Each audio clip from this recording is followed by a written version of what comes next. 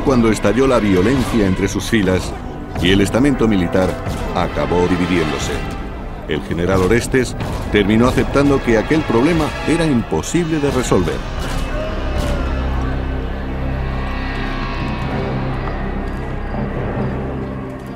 Algunas tribus atacaron al imperio, que sufrió grandes pérdidas en las Galias.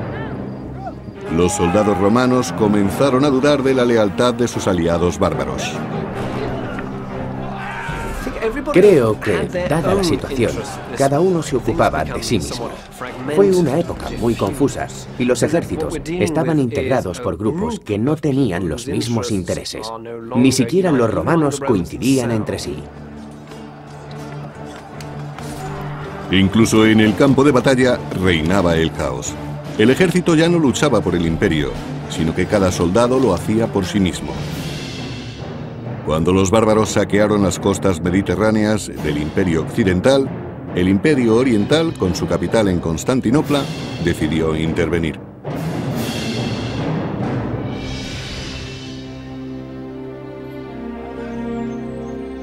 En su palacio fortificado, León, anciano emperador de Oriente, disfrutaba de la seguridad de su imperio. A mediados del siglo V había dos imperios distintos, el occidental y el oriental. El imperio oriental era muy próspero, pero el occidental no. León culpaba a Glicerio de los fracasos de Roma y decidió intervenir. De modo que proclamó un nuevo emperador de Occidente, Julio Nepo. Nepo ocupaba un puesto importante en la corte oriental y fue elegido para gobernar en Occidente. Además, estaba emparentado por matrimonio con el emperador León. Era la persona adecuada para dirigir una invasión.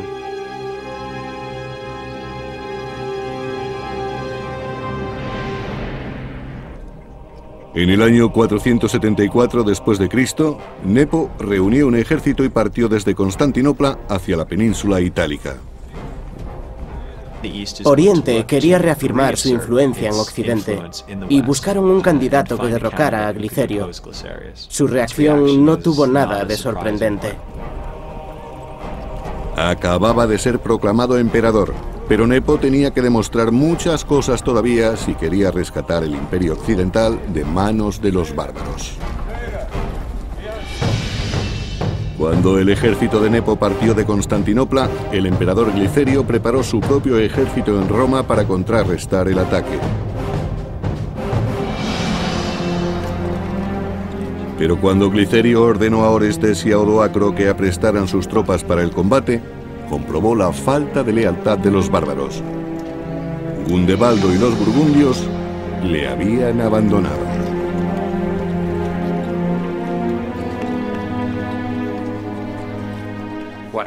Gundebaldo abandonó al emperador y se convirtió en rey de los burgundios. Para él, eso era más importante que ser general de Glicerio. Los soldados no eran todos de procedencia romana, y por eso sus intereses no eran los que se esperarían si hubiesen sido ciudadanos romanos. Sin el apoyo de los burgundios, los ejércitos de Orestes y de Odoacro no podían salvar a Glicerio de las tropas invasoras de Nepo.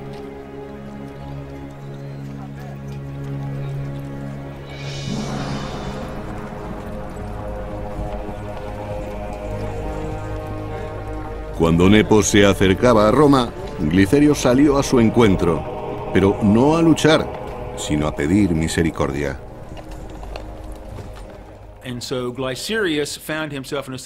Glicerio se encontró con que ya no tenía soporte militar ni de sus bárbaros, ni de sus tropas locales. Cuando el Imperio Oriental envió a Nepo para que se hiciera cargo del Imperio Occidental, Glicerio tomó la única decisión racional que podía tomar. Se rindió sin luchar. Nepo, que había ido a Roma a derrotar a Glicerio, perdonó la vida al emperador. Nepo quiso aparentar que se trataba de un acuerdo legal y que sería proclamado emperador contando con el apoyo de Glicerio. Quería que pareciese que Glicerio lo consideraba más indicado para gobernar.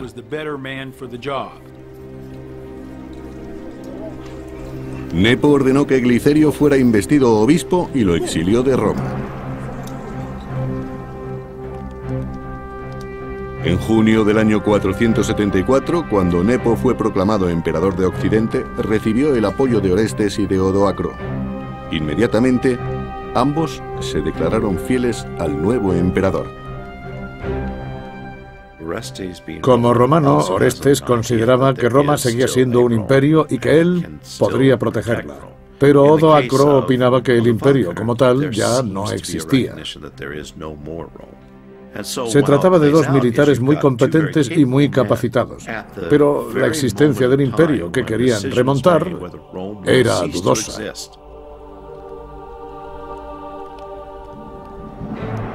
Nepo ascendió al romano Orestes y al bárbaro Odoacro a los más altos puestos de su corte, otorgándoles un gran poder. Ascendiendo a la vez a Orestes y a Odoacro y confiriéndoles el mismo poder, o al menos la misma consideración, estaba preparando su camino a la ruina. Ambos eran personajes de una firme voluntad y una gran experiencia como militares. Pero los visigodos y otros pueblos bárbaros seguían realizando incursiones en el último territorio romano que quedaba en las Galias.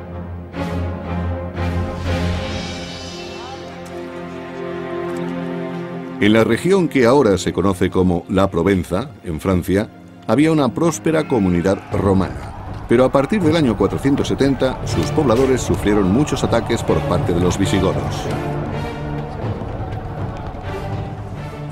Eurico, el rey de los visigodos, era muy ambicioso. Quería expandir su territorio y apoderarse de las regiones del sur de Francia que todavía no estaban bajo su poder. Tenía un ejército fuerte. Las fuerzas de los visigodos eran abrumadoras. Aquella invasión y todas las anteriores fueron reduciendo poco a poco los territorios romanos en las Galias. Finalmente, solo quedó una pequeña franja costera en lo que hoy es el sur de Francia. Los guerreros visigodos arrasaron las aldeas de la Provenza sin compadecerse de los ciudadanos romanos que estaban indefensos. El emperador de Oriente había enviado a Julio Nepo a Roma para que ocupara el trono del emperador de Occidente. Nepo confiaba en sus dos generales, Odoacro y Orestes, pero el imperio romano estaba terriblemente debilitado.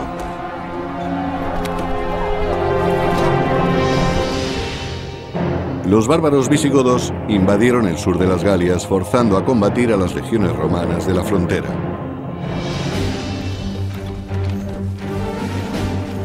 Pero los soldados imperiales no eran rivales para los visigodos. Los visigodos tenían más experiencia y su reino era más fuerte. Podían movilizar más hombres y sus tropas estaban mejor preparadas para enfrentarse a cualquier imprevisto en la batalla. El combate fue muy sangriento. Los romanos no sabían qué hacer.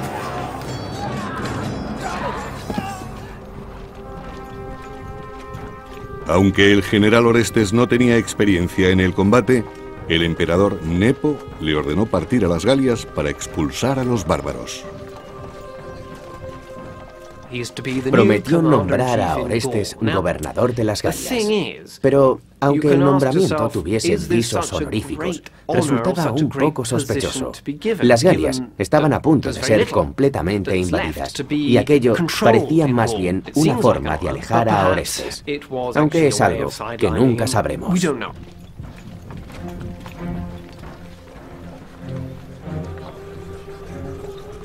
Pero en su campamento en la frontera romana, Orestes planeó una estrategia e intentó dejar a un lado a Odoacro y al nuevo emperador, Nepo.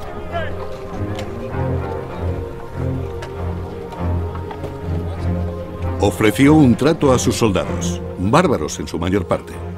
Si se unían a él contra Nepo, les pagaría con tierras romanas. Orestes no confiaba en la capacidad de Nepo y se rebeló. En lugar de seguir las instrucciones de su emperador, trató de hacerse con el poder. En mi opinión, le traicionó porque quería que Roma recuperase su antigua gloria. Orestes dejó las Galias a los visigodos y desde el norte de la península itálica regresó a Roma con su ejército. Cuando Nepo se enteró de su maniobra, huyó a Rávena.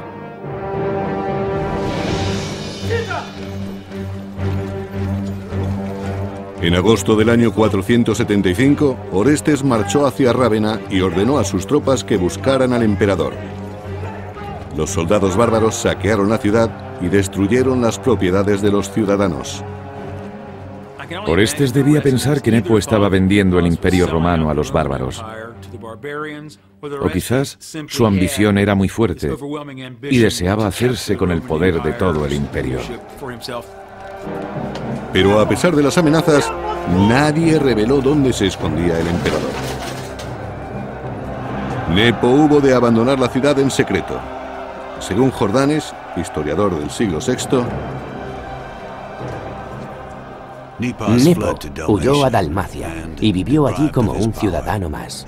Curiosamente, se trataba de la misma ciudad en la que el emperador Glicerio había sido nombrado obispo. Nepo vivió exiliado, pero se hizo llamar emperador hasta el año 480. Algunos historiadores le favorecen considerándolo el último emperador, pero hacía ya mucho tiempo que no lo era. Tras la huida de Nepo y con los soldados bárbaros bajo su mando, Orestes pensó que podría restaurar el orden en un imperio sumido en la anarquía.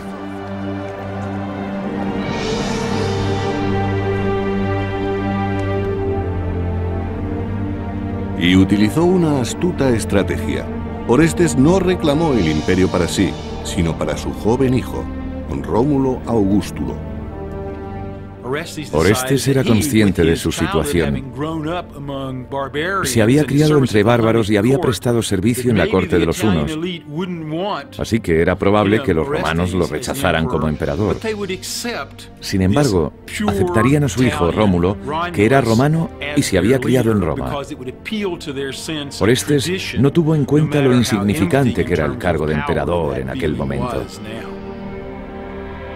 Rómulo permaneció protegido en la ciudad de Rávena. Rómulo estaba al cuidado de su tío Paulo. Todavía era solo un adolescente, de ahí que su segundo nombre fuera Augustulo, pequeño Augusto. El joven Rómulo obedeció las órdenes de su padre. Era Orestes el que dirigía el imperio y acabó alejando a su rival Odoacro para convertirse en el hombre más poderoso de Roma.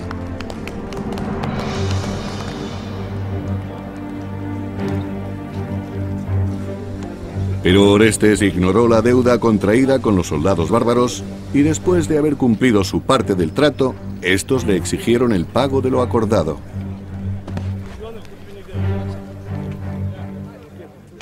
Los bárbaros querían establecerse en las tierras del imperio. Sin embargo, Orestes como romano no quería que eso ocurriera y se negó a cederles esos territorios. Orestes no podía pagar a los soldados, y los soldados querían un emperador que les pagara. Por eso, cuando Orestes no les dio el dinero ni las tierras que les había prometido, los bárbaros decidieron que solo tenían una opción: librarse del emperador y nombrar otro que sí les diera lo que demandaban. Con la ayuda de sus guardias, Orestes logró escapar, pero subestimó el poder del ejército bárbaro. Y los soldados buscaban venganza.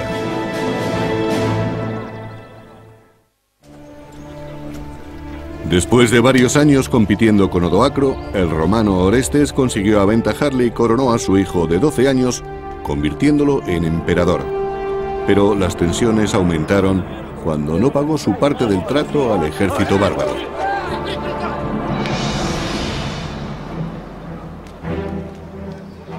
Orestes les negó las tierras que les había prometido, y los soldados recurrieron al rival del general romano, Odoacro. Los soldados tomaron una decisión racional. Fueron en busca de Odoacro, con quien tenían mayores posibilidades de satisfacer sus demandas. Odoacro era bárbaro y confiaban en que no pondría tanto